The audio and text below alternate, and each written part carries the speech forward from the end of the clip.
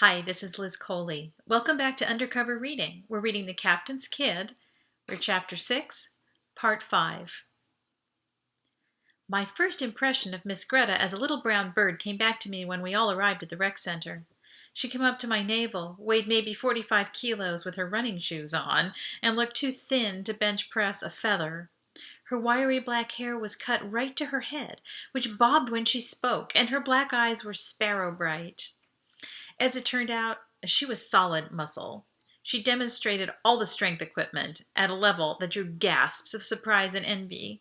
Even allowing for our 80% normal gravity, she was impressive.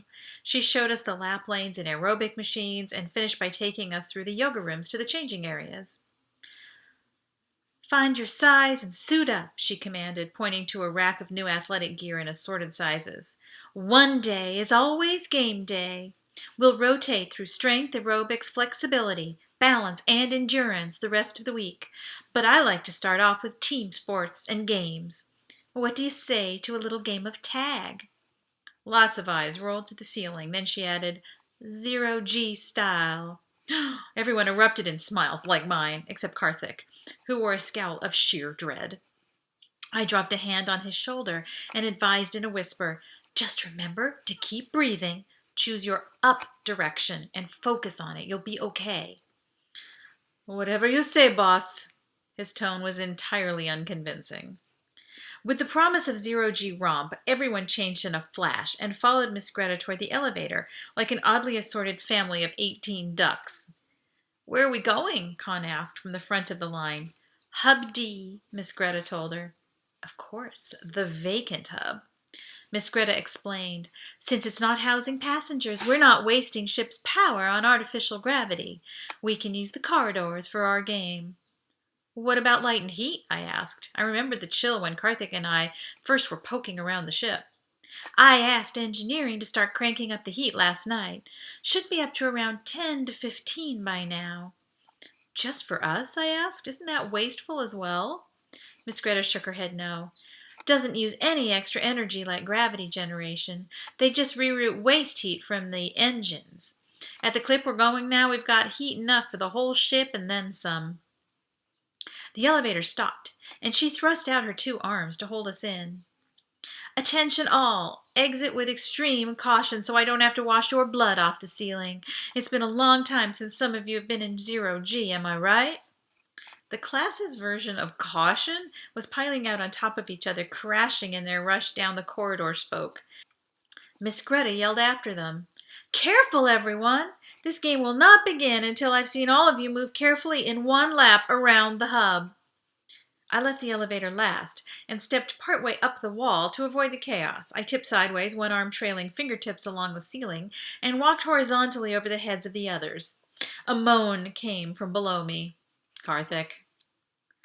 "You are not helping me with my sense of up." His face was against the wall, hugging it for dear life, and shuffling his feet along the corner where the wall and floor met. I smiled at him and came down the wall to help.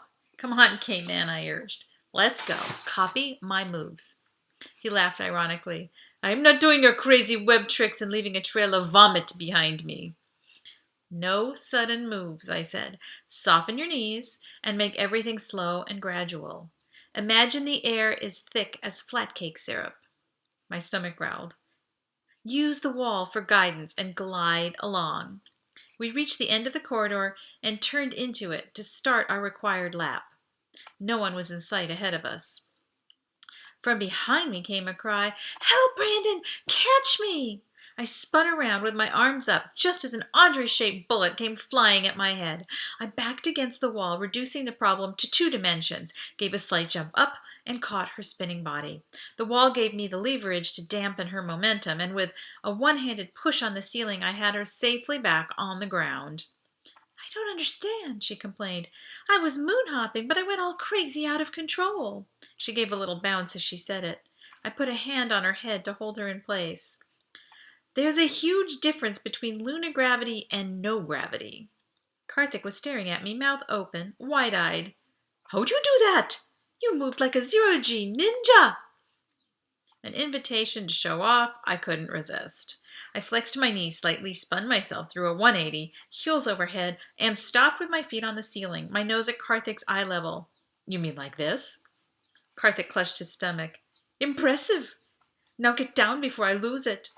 Well done, Brandon. Miss Greta was staring at me, an amused shine in her eyes. From the look of this ragtag group, I can see we won't be racing today. A little remedial work is in order. All into me, she called in a drill sergeant voice that carried all the way round the hub. Bodies tumbled and flew into a nearby clump. She crossed her arms and bounced gently up and down as she spoke. How many zero-G virgins do we have here? Stifled giggles, and a few hands went up. Oh, you middle graders, she said with exasperation. How many of you have no zero-G experience? More giggling, but 12 of the 18 hands rose. That's what I thought. Basic training. She parted the virginal group with her hands. I'm taking these kids to work with. Brandon, you take the rest. And you 5 experienced kids take a lap on the floor, a lap on the ceiling, and a lap on the wall of your choice. Then grab a shower if you need it before lunch. Con Mo and 4 other kids went off with Miss Greta. I got Karthik, Audrey, and 4 more. Sherry sailed by with a triumphant little grin on her face. Teaching time. I'd never been in this situation before, but as I looked at the 6 hopeful faces, waiting for my words of wisdom, I had to admit I liked it. Karthik, Audrey, Dana, Stacy, Guillaume, and Anton. Did I get them all right? Nods. Okay, you have to remember Newton's third law. Blank stares. For every action, there's an equal and opposite reaction. Sound familiar? Nods. Good. So remember, when you push a wall, it pushes you back just as hard. And your feet aren't stuck down by gravity to counteract it. You'll go the opposite way unless you've anchored yourself. So let's use the door handles for anchors. I showed them how to use the fixed objects as targets and resting places where they could check their control.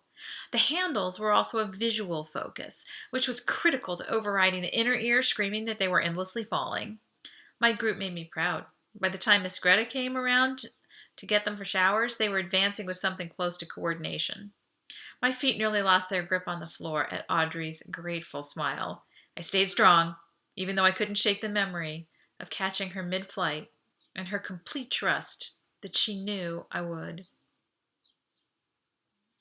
All right, that's the end of that part of this chapter. It was very short. The next one will be much longer, I promise. So please come back for more.